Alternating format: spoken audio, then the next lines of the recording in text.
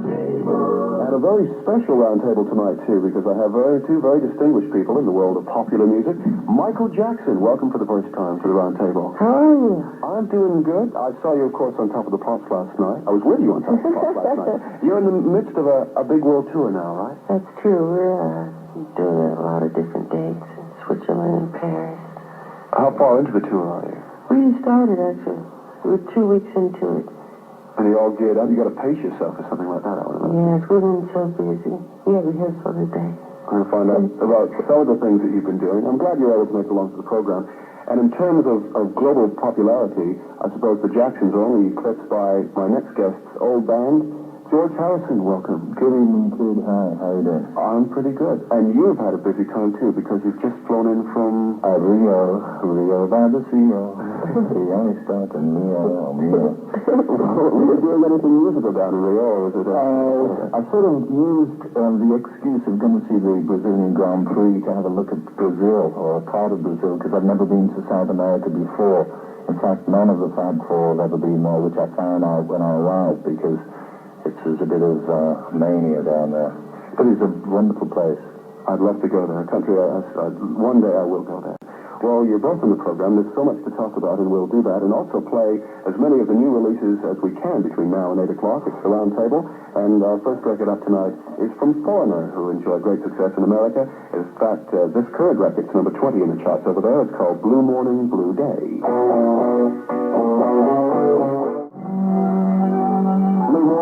Blue Day. That's Foreigner, and that's a new single release over here for them. On blue vinyl, not just on blue vinyl, but it's sort of a picture disc as well. And Michael Jackson, I'll go to you first and ask your reaction to that. I like the guitars on that. It's very strong. I love the guitars on the one you played a film on. George's, yeah. Dark Record. I like that a lot. Really. I think you get your attention in the beginning. Right. Actually, it's strange that Michael should talk about guitar, working out, because the guitarist is Mick Jones, who was a guitarist in a band I saw you with in New York television a few years ago called Wonder Wheel. Wonder Wheel. That's right. In fact, Mick Jones, I'm pleased for him that this band is a success, because we first met him in '64 in Paris, in the Olympia, and he was the musical director for Sylvie Vartan and what's his name, Johnny Halliday. And at that time, Nick was like the conducting the band and playing guitar. And he was with Gary Wright also in, apart from Wonder Wheel, in Spooky Tooth. So I thought the record was very pleasant. And he's a great guitar player. Yeah, I like that too. The thing about Wonder Wheel was it was a band, and I've never seen any of you or your former pals talk about, your still friends of yours, presumably the Beatles, talk about other bands. But seeing you on television in New York with Wonder Wheel, you obviously were very keen on them. Whatever became of them? Well, actually, Wonder Wheel was sort of in between Spooky Tooth splitting up and then getting back together again. So Gary Wright formed Wonder Wheel, and then part of that band, they split Wonder Wheel, and then they got back the singer from Spooky Tooth with Mick Jones and Gary Wright, and I forget the drummer's name, but they reformed Spooky Tooth for a couple of records, and then Gary Wright went his own way, made a solo album, which, Dreamweaver. That's right, and he's appeared on record with you. And Mick Jones, I don't know what happened to him up until they made the first Foreigner album, which was a huge success in America. Strangely enough, that never really happened here, but I think that is the record to do it for them. This is Nicolette Larson, and this is a new single on Warner Brothers. It's a Neil Young song called Lotta Love.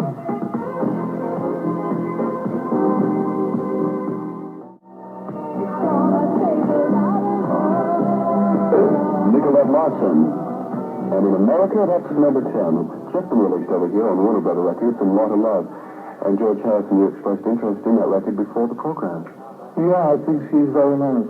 She looks nice, too. She sings good, and the production is really good. Ted Templeman, one of those producers. I'm interested to know who played the sax on her. Sounds a bit like Tommy Scott. But I think if Stan and Reg, the Warner Brothers, promote that, should be a big hit. Were you familiar with that song before, or just Nicolette Larson? Just Nicolette Larson. Actually, my missus did play it to me this afternoon, for instance. So she likes it too. She She's a session singer, not your missus, but Nicolette Larson. Oh, yeah. I've never met her before. I never really heard much about her until this album. What about you, Michael? Hardly a lot. I've heard it lots of times. I guess so, yeah. Of course. And it only has a beautiful melody, especially the parts on it. That thing. It's nice. Very familiar. Melodies is obviously, these days, a very important part of your music. I've noticed that the last couple of things have been released have had a very strong melody line that it was not maybe so obvious in the earlier records that you released. That's true for the singles, but for the other stuff, I think melodies are always important. I mean, especially like some of the old Beatles things. I think the melodies are beautiful. I mean, that's what I think they can stay around so long. Yeah, that's why I like melodies too. The thing that puts me off a lot of pop music is the way it's, you can't distinguish what the tune's supposed to be. Actually, I disagree. I think the Jacksons had a lot of melodies. Remember the first big hit that I ever heard was, what was that one where it had a fantastic bass line? All the I Love You Save, later. Something like that. No, I forget it anyway. But Yeah, that's very sounded important. Melodies. I mean, if you just hum, Here Comes the Sun, or Fool on the Hill, I mean, the melody is so pretty, the lyrics are beautiful too, but, you don't Well, really both songs of yours, are they not? Not Fool on the Hill, no. That was Paul's song. The other one, that was mine. And you were mentioning that from an album that's coming out soon, the Blow Away single is taken from a new album called George Harrison. You've got a song on it, cousin to Here Comes the Sun. Yeah, Here Comes the Moon. I thought, it was the circumstance. I was in a particularly great place when I saw the moon coming up. And I thought, wow, all this and Here Comes the Moon. And then I thought, no, I couldn't write a song called that. They would kill me. But as it happened, I wrote the song, and it turned out really nice. So it stands up in its own right. And any other songwriters around, they have had 10 years to write Here Comes the Moon after Here Comes the Sun. If nobody else wrote it, I might as well do it myself. Is it a pretty song like it? Yeah, it is. In fact, it's a very sort of peaceful song. And the problem with mixing it was I kept falling asleep. By the time it gets to the end, it's put me into a dream world. Well, it's obviously a track that we look forward to hearing from this new album, which should be out soon. Soon, I don't recall which day. 23rd, I think, for my birthday. Here's the record that I've been looking forward to playing on the program, most of all, from Van Morrison. It's going to be my record of the week next week. He's been a hero of mine for a long time on the Warner Brother label. This is called Natalia.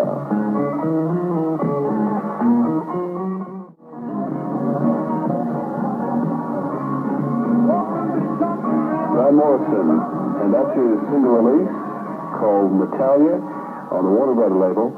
And as I said, that's my record of the week next week.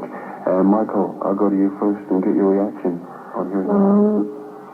Well, what I tell you about each record, I try to be as truthful as possible. And in each song, there's always something I like about each one. I love the melody of the rhythm track on that. And I do it all through the track. I think it's pretty. Okay. George? Yeah, I agree. The backing sort of is okay. I think Van Morrison is a great singer, but the song I thought was a bit predictable. It wasn't a very strong song. And that's about all I could say. It was a well-made record, but just a very predictable tune. Of course, Them were around at the same time that the Beatles were playing back in the early part of the 60s. And I wonder if you ever had any kind of relationship with... No, I met Van Morrison more so when he was with the band, hanging out with Robbie Robertson and the band. And he sang a lot on their albums, different times. But I think he's a great singer. But I, just didn't really think the song was that strong. Okay. I loved it. I want to talk about your forthcoming album, if I can, George, because it's been a while since you recorded an album. 1976 was the last time an album was released here, and that was 33 1/3. And so I should ask you what you've been doing in the intervening period, first in musical terms. Yeah, well, in music terms, I sort of skived for 1977. I went on strike. I just went to the races, actually, and... Car races? Yeah, to the motor racing, and I was just really getting a bit fed up with the music business, to tell you the truth.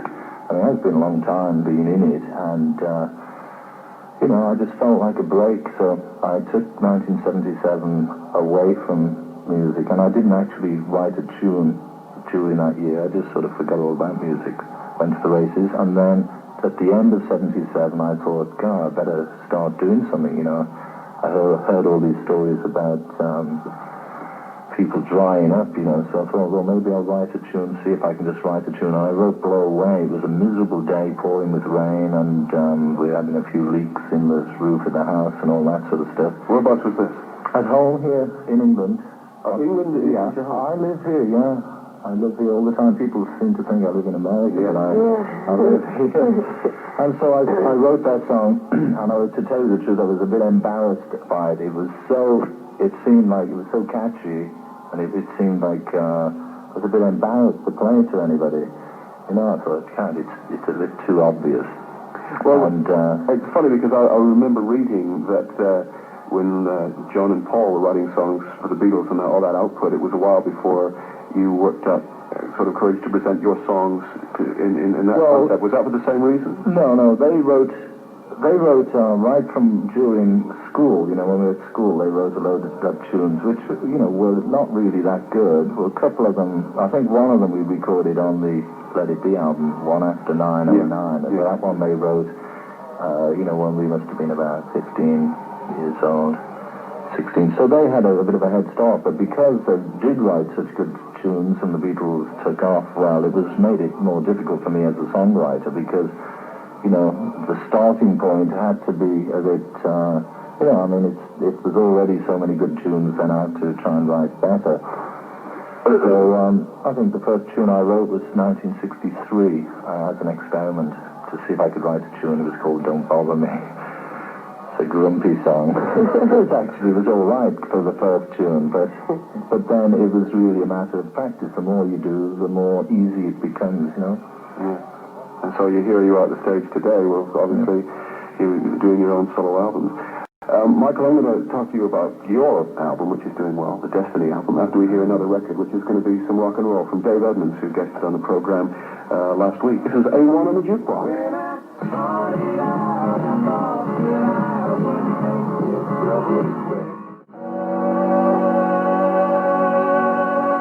2 weeks ago, he was in the studio with Charlie Gillett talking about other folks' records, and I know he listens to the program. Dave Edmunds, well, good evening. That's A1 on the Jukebox, which is taken from the album Wax on Wax 4. And like Nick Lowe, who produces Dave Edmunds' songs, his songs have some sort of familiarity about them. It reminds me of other things. Yeah, I agree. I like Dave Edmunds, but that song reminds me straight off. I've never heard it before, but it's I want you to tell me how you walk down on me. The Everly Brothers walk right back, speed it up a bit, except for the bridge, different bridge. But it's pretty pleasant record, though, all the same. It's nice. Rock and roll, I would imagine, played an important part in your early days. Yeah. Did you have any heroes that are still with you today? Yeah, I must admit that the stuff I liked back in the late 50s, early 60s is still the music I like the most now. Eddie Cochran, Buddy Holly, Little Richard, Larry Williams, those sort of things.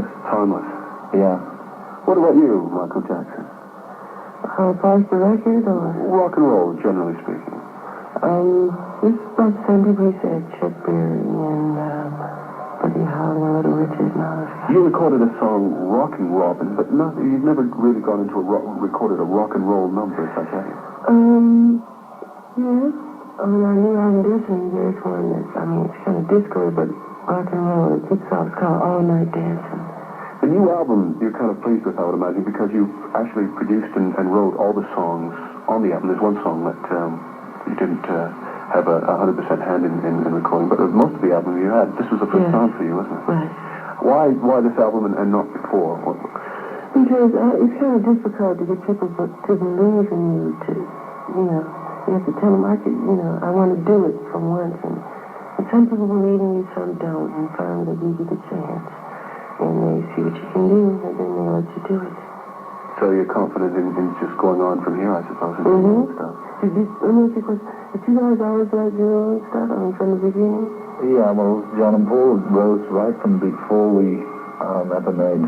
How did you manage that? I don't know. They were clever little fellows. We did record, the first two albums. We recorded about half of the albums were other people's songs. Like we did a lot of cover versions of, like we did Twist and Shout, the Isley Brothers, but we did all kinds of, and some more obscure tunes. We did Money too, like the. Miss Lizzie?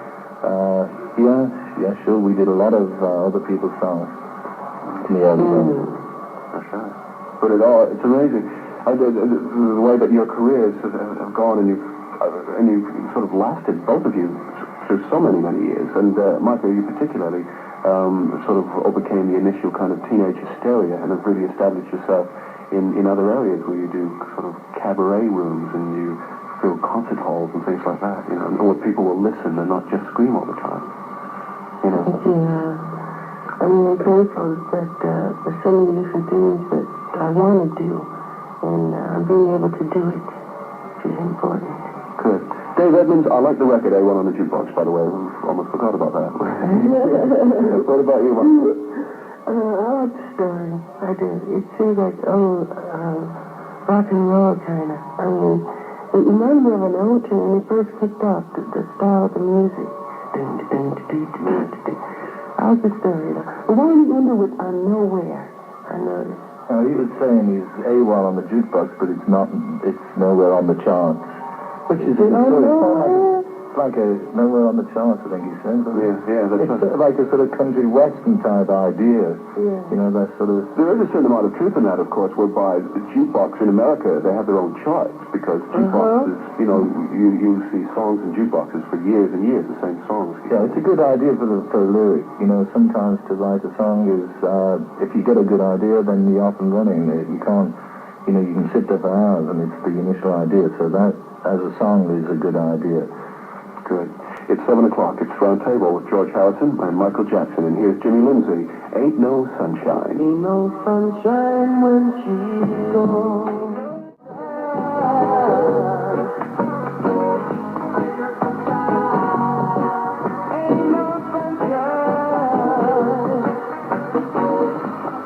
Jimmy Lindsay, a guy who covered the Commodore's record Easy a couple of years ago. And that didn't happen in the charts for him. That's on the Jam record label, which is a new record label to me. Bill Withers' composition, which you, Michael Jackson, took into the charts here in 1972. So it'll be interesting to hear what your reaction is to that reggae-fied version of the song. You kind of turned, George was mentioning this too, you kind of turned the reggae in the middle of it. At first it wasn't.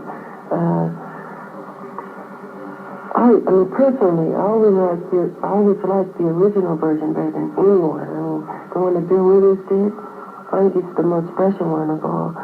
But this one is nice. But I like the saxophone. The sax is good.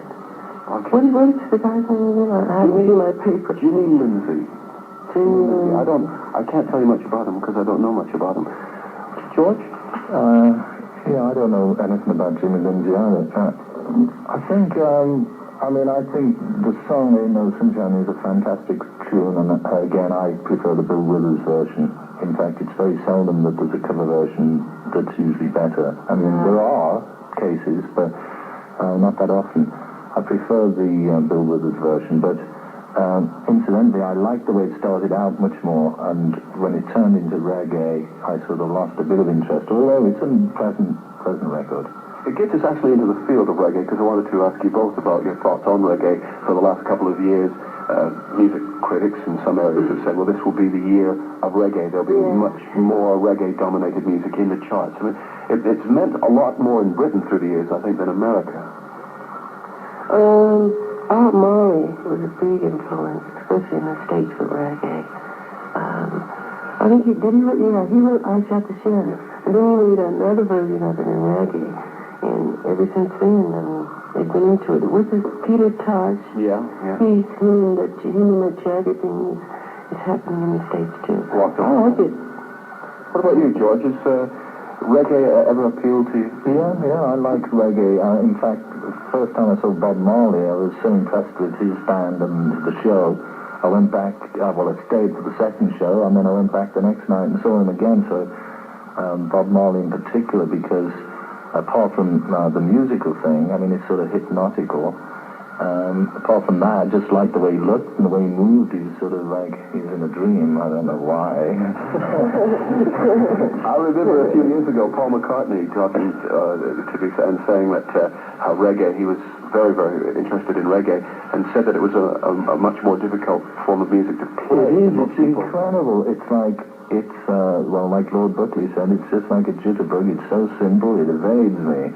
You know, it is. It's like, it's the hardest thing, really, to play it right. And I decided a few years ago, the way it must have evolved, or it could have evolved, was that they were probably copying rock and roll, or copying the music of the 60s, like we were, you know, a lot of the stuff we did, we were trying to do like other people, but we could never do it right, and it turned into something else. And I think that's how reggae, they were sort of doing their version of what they thought everybody else was doing, and it turned into reggae. That's right. I mean, there's fun reggae, and there's, I suppose you could say, heavy reggae from the point of view of lyrics that's used as a base off of political and social statements these days. Tell me, are you ever consciously influenced these days by reggae or any sort of other ethnic style? I tried a couple of times.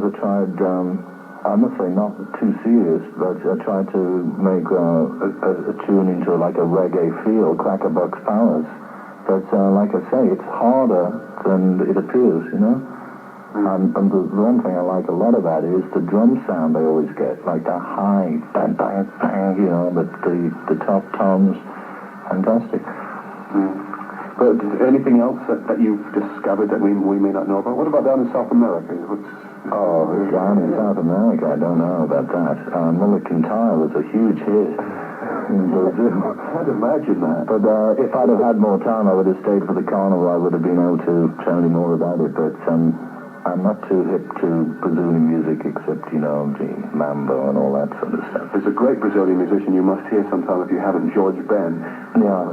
Well, actually, just before I left last night, or the other night, I asked the record company and they gave me a couple of big bags full of Brazilian records, so I'll do my homework on them.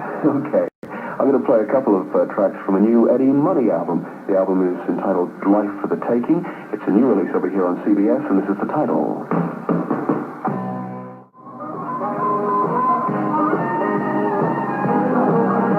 Album called Life for the Taking, which Andy Peebles previewed along with Eddie Money last week. Don't forget, Andy Peebles will be on Radio 1 tonight at 8 o'clock through until 10 minutes before 10 o'clock. Two tracks from that album, Life for the Taking, the title, and that one, which I liked a lot, Maureen. And George, you were saying that Money is perhaps not his just a friend of mine told me he was called Eddie Mahoney, and they took out the H and called him Eddie Money, which is it's a good name. It's a better name, Money, Eddie Money. In fact, I watched him on TV in the States just because of his name. You gotta check this guy out. And incidentally, I'd say, watching him on TV, I enjoyed him a lot. I think he just looks good, and I like his sort of attitude. But out of the two tracks, I was not very impressed with Life for the Taking. That song, didn't grab me at all. And the second song, this one, Maureen, I liked much more. But again, it's not the sort of record, personally, that I would play over and over again. Currently in the country, Eddie Money is, and he'll be appearing in London for his last dates in the UK this weekend, before he comes back again someday. What about you, Michael? I feel the same way. Exactly the same about that. Okay. Yeah. Maybe I could ask you, then, if you can think, it might be a difficult question, when you find time to listen to other people's records, who you like to listen to these days?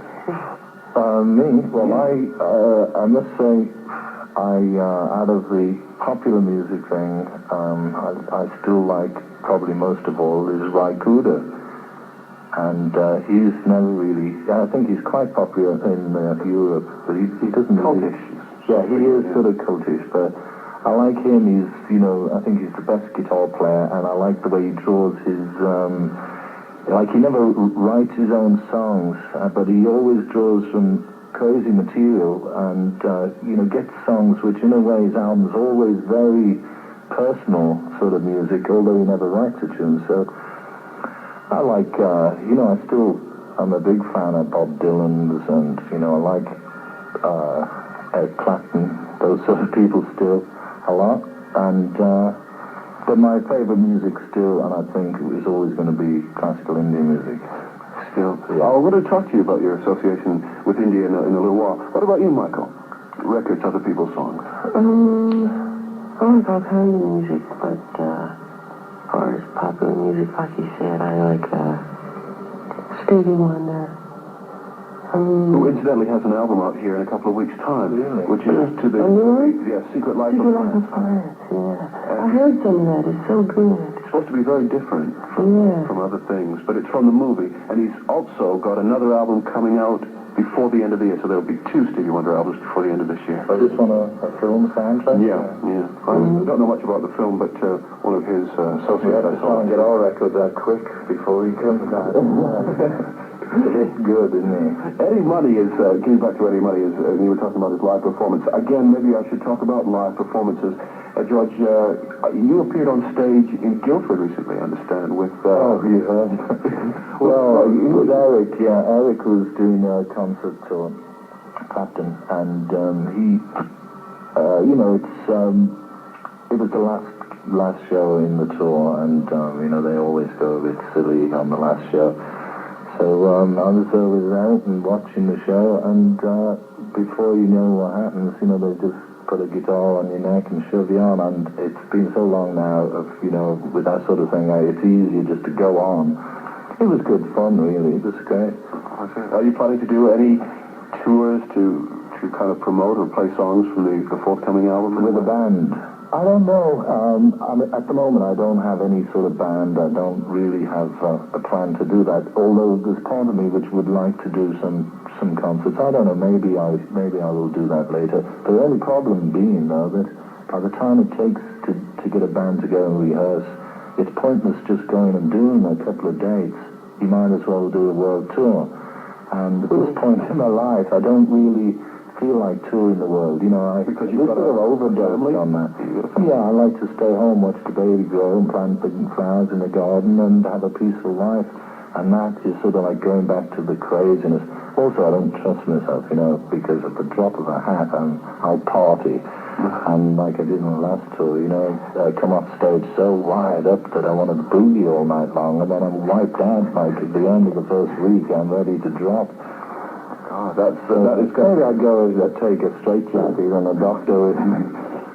What about you, Michael? I mean, you work an awful lot. How do you avoid the kind of pressures that must be socially on you when you come off stage? Let's go to a party, or why don't you come and see me, or this? What do you do? Do you keep a very strict discipline, and you kind of go to bed at the end of each concert, or what? That's it.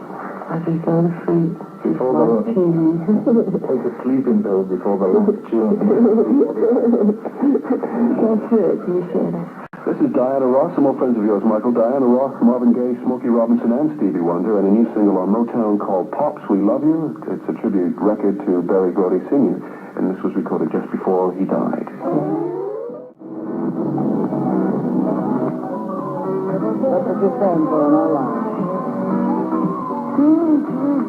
On Motown, that was Diana Ross, Marvin Gaye, Smokey Robinson, Stevie Wonder. What a lineup. Pops, We Love You. Almost as good as the lineup in tonight's round table. George Harrison and Michael Jackson. I mean, Michael, obviously you know a lot about Motown records. Would they have all been in the studio together recording that song? I don't think so. No. I hadn't heard that record before, and it felt pretty good. George? Yeah, I like it a lot. I mean, the song by any one of them would have been great, but with the four of them, it's sensational. I think they were there together. At least, I think Diana Ross and Smokey Robinson were. Yeah. Because the way she come in with singing Smokey a little bit, it just sort of, it would have been a bit hard doing that sort of thing and contrived if they weren't all together. Well, you arrived on the scene, Michael, through Motown Records, and that's where you found sort of success around the world, and then you left Motown Records, and you're now on Epic Records here. Tell me about the days with Motown. Are they affectionate days that you remember Motown Records by? Well, the early days of Motown are really, I mean, they're kind of like classical days. I mean, we were so young at the time. I remember everything. When we first performed for Barry Gordy in his big estate in Detroit, the poolside, I mean, all the Motown stars were there. Was it an audition that you did? Yeah. I mean, when you look at all these great artists staring you down, from the Tims to the Supremes, and they all got performance, and Diana came over special, made a special thanks, and she congratulated us and told us she wanted to be a special part of our career. And of course she was. What songs were you doing? I mean, that interests me. Were you doing some old Motown hits, or did you have original things you were? We were doing some James Brown stuff, some old Motown hits. We were doing It's Your Thing by the Isley Brothers. How old would you have been then? Around 7. 7? Yeah. Gee. Oh, wow. I mean, you know.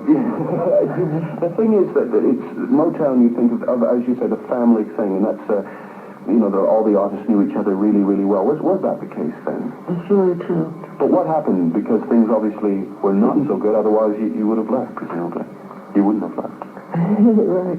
There were a couple of things, and I hate deals and contracts and all that stuff. I don't know if artists do. But, like I said before, we always wanted to write our own material. We have our own publishing company and production company, different things like that, and we finally got a chance to do it. We never got that chance on Motown to write our own songs, which we always wanted to do. There's maybe a parallel with Apple, I suppose. That was a very family type thing, wasn't it, with everybody? We would get the impression that it was in the early days. Well, but the thing is, we always had the freedom to do what we wanted, and that's I think the main difference that Tamla Motown, you know, up until like Stevie Wonder really turned it around, because up until then he was, you know, everybody was expected to do the same sort of tunes, and it was all the same production. It was like an assembly line of Detroit. It was like the motor cars in a way, and they made really good records, but for the artists who wanted to, you know, be very individual, I think I could imagine it'd be quite hard. For us, it was more of a thing to, you know, Apple was just really our own identity sort of thing, away from, although we were still with EMI, we wanted to have some other artists on the label. Although we were at the EMI up until 75, I think. It was like the Foreign Legion. But I think if we'd have had a contract that was shorter, we would have left EMI much sooner. Just in order to, because we signed with them when we were very young, not 7 years old. I mean, we were about 4 years old. We signed with them until we were about 43. The Apple days, though, I mean, you, as you said, you just brought in talent to expose to your own label. I mean, I associate Mary Hopkins very much with Paul McCartney. I associate actually Hot Chocolate with John Lennon, because I remember that was a chant. Which of the artists were Jackie Lomax? Well, I produced Jackie Lomax's record, and I did Billy Preston, Doris Troy, and Doris Troy. Yeah, and I did a sort of one-off record with the Krishnas, you know, the Krishna temple. Yeah. Actually got in the top of the pops. I got on top of the pops. It was great. All down with Govind heads. Well, that was the second one. They did the Hare Krishna mantra. Yeah. But I don't know. I think with Jackie Lomax he was from the old Liverpool days in a band called The Undertakers, and there was a lot of other friends of ours who were always saying, "Go on, why don't you record Jackie, give him a break?" But and you did. What happened to Apple? I mean, is it a simple story to sort of a label somewhere? It's the most complicated story ever. You know, it's still there. Apple is more or less just a company that's employs lawyers. So, I mean, it's like I don't know. We've been trying to dissolve the thing for years, but it's very difficult. It's very complicated. It's like war and peace. You know. Okay, we won't get into that, but into some more music. Manfred Mann's Earth Band, and a Bob Dylan song called You Angel You, which is out on the Bronze label as their new single.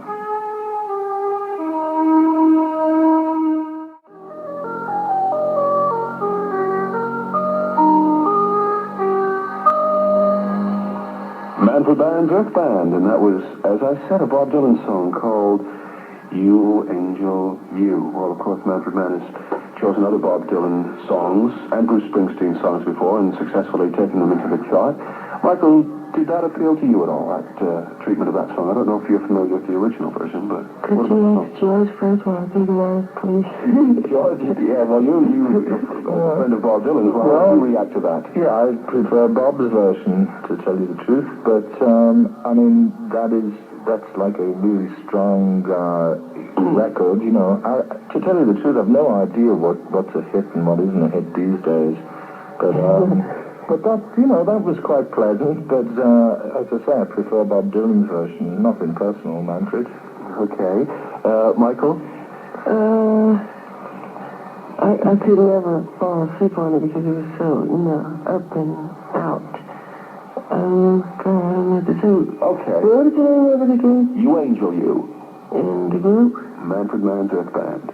I never heard of that. It was interesting to get Bob Dylan's reaction on this. Actually, I wonder, would he be aware or would you be aware in the same kind of category of celebrityhood, I suppose, of other people recording your songs and taking them into the charts? Do you? Oh, yeah, I'm sure if it gets a lot of radio play and, you know, and it does anything in sales, I'm sure he'll know about it.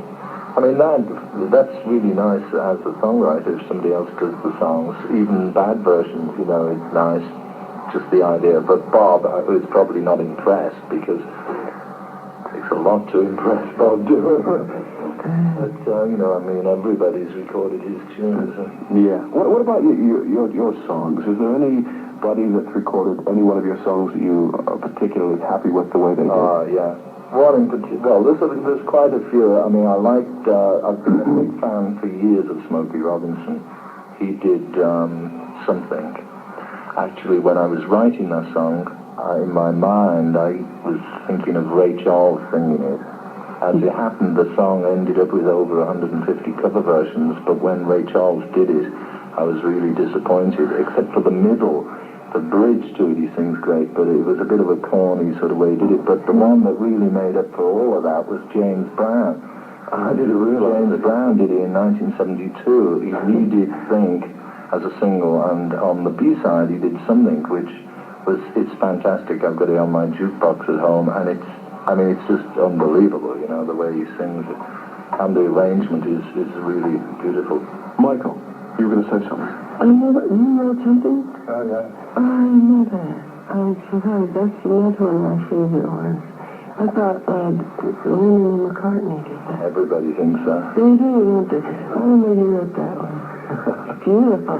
It's 24 minutes before 8 o'clock, and here is an exciting sound that Paul Gambaccini has been playing on his American chart show on Saturday afternoons, mainly because the Blues Brothers album is #1 in America. This single I'm about to play from the album is number 16 in the charts, and this is their version of a Sam and Dave song from many years ago, Soul Man. Yeah.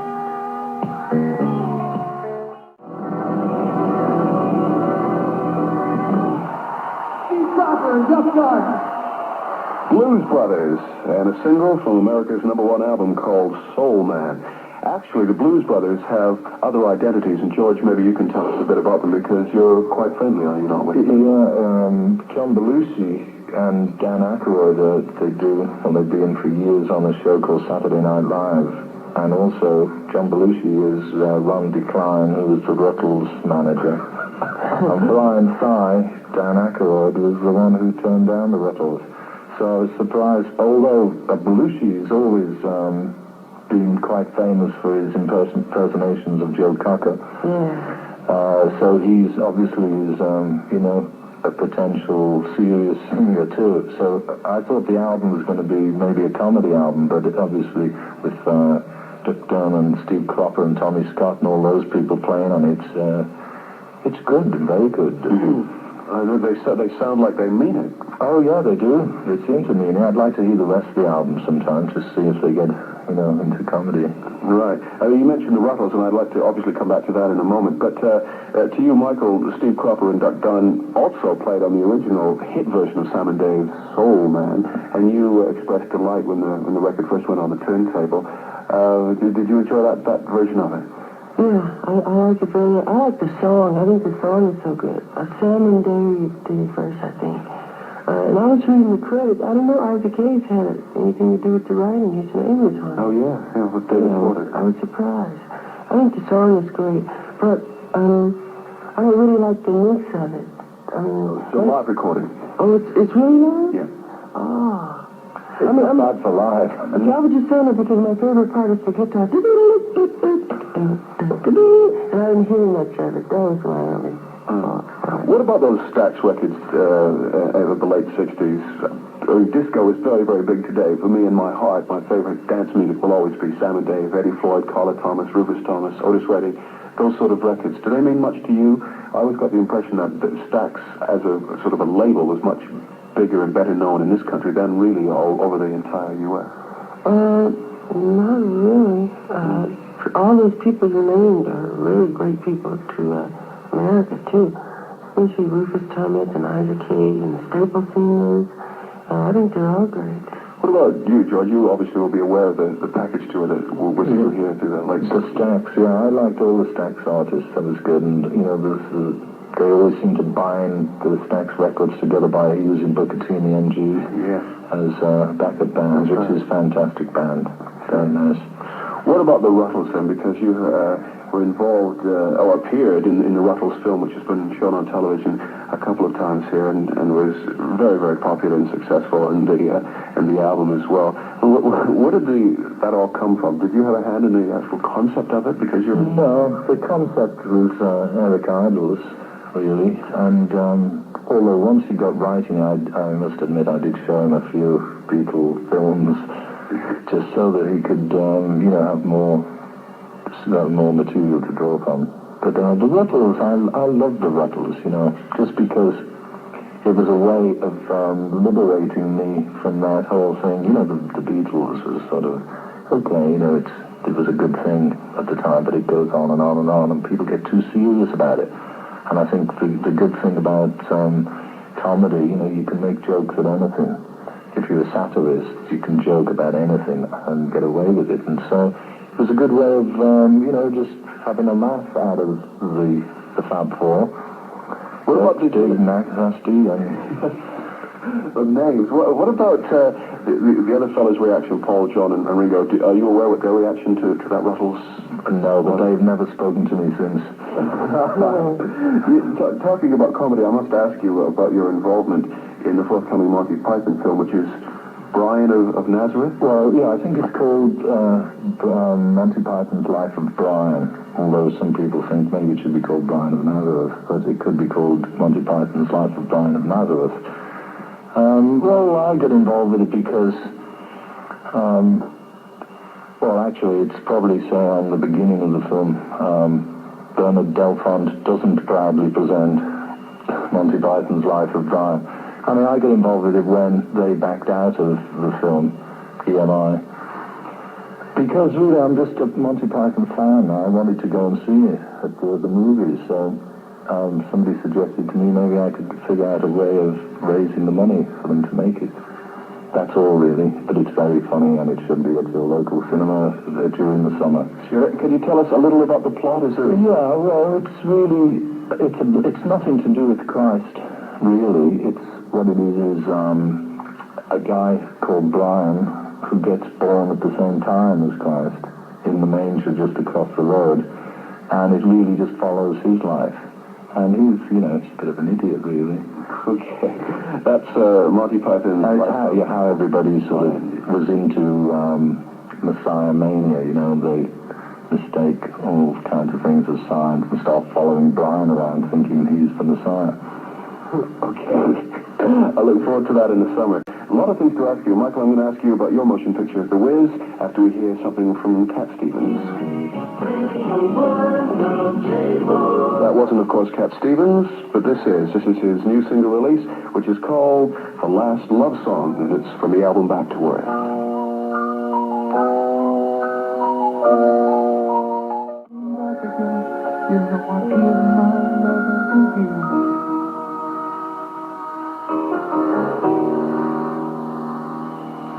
Cat Stevens and The Last Love Song from the album Back to Earth. And it's been a long time, almost as long as between your last album and your forthcoming album, George, that we heard from Cat Stevens. And what do you think of that one? Yeah, I like Cat Stevens a lot. Actually, earlier when you asked me who I like, I mean, Cat Stevens is being a consistent, a person that I've enjoyed. And I always like his voice. He's got a lovely voice, and he always seems to have style, class. Good melodies, good production. And also, I think in his life, he's been through a lot of, heavy ups and downs, and I don't blame him for taking 2 years to make a record. I like him a lot. An artist, I suppose, is entitled to breaks and rests. Yeah, sure, because people just hear your record, they don't know really what's going on in your life. And I think Cat Stevens had a lot of heavy things going on in his life, and I think it comes across in his music. He's very sort of emotional sort of singer. I like that a lot. Michael? I feel about the same way. I've always liked his songs, like Morning is Broken and Moon Shadow. His voice is so, you get into it, it's really dramatic, the sound of it.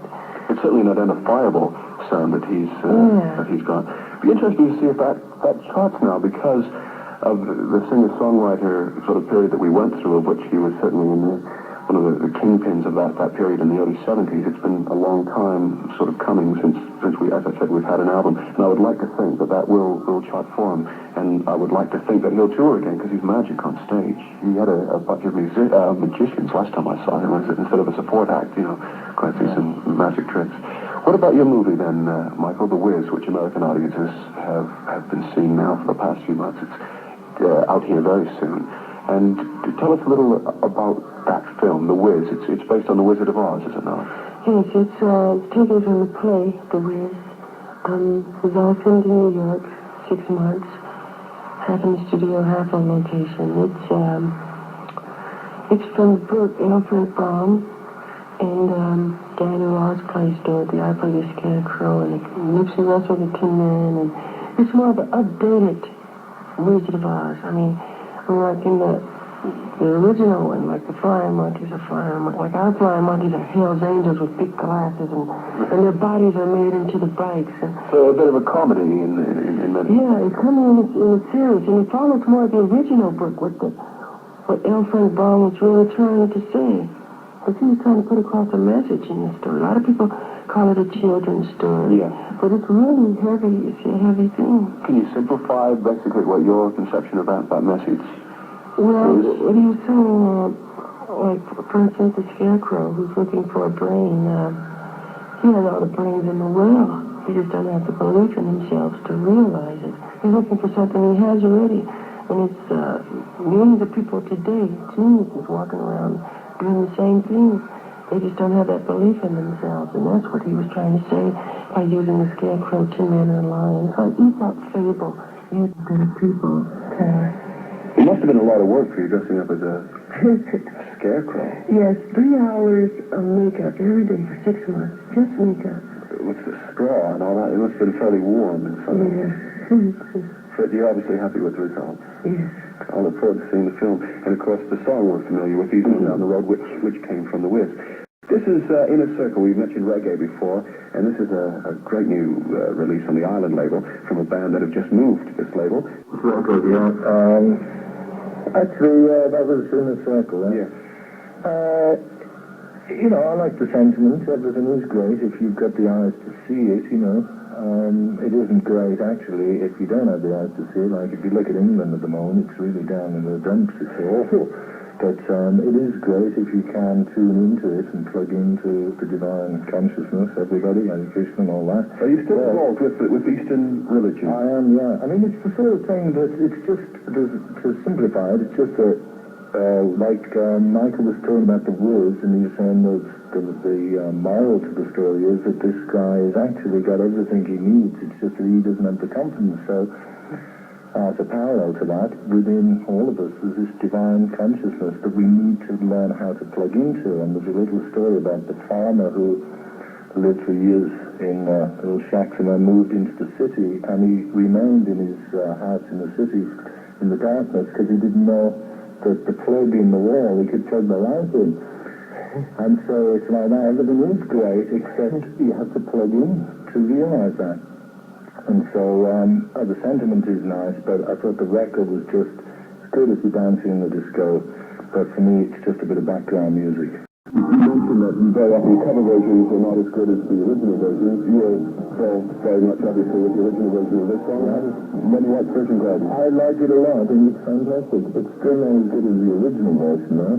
I still prefer the Pat Paul's version, but it is great. I like that a lot. But again, it's like a lot has to do with the song. Sometimes, you know, if you get a good song, whoever does it is good. And you have the best thing around if it's not a good song is concerned either. So thanks very much for being with me here tonight on the Round Table, and I look forward to hearing the fruits of your efforts for the past couple of years anyway, on the album. Thank you. It's been a pleasure. Excellent. Michael, what about Theo? I was very good. Those are uploaded and made it sound good for today's sound. And what about your tour dates? So quickly slip a bit in the UK. I'm going to Road Brighton tomorrow. And I'm going to take out on the 24th.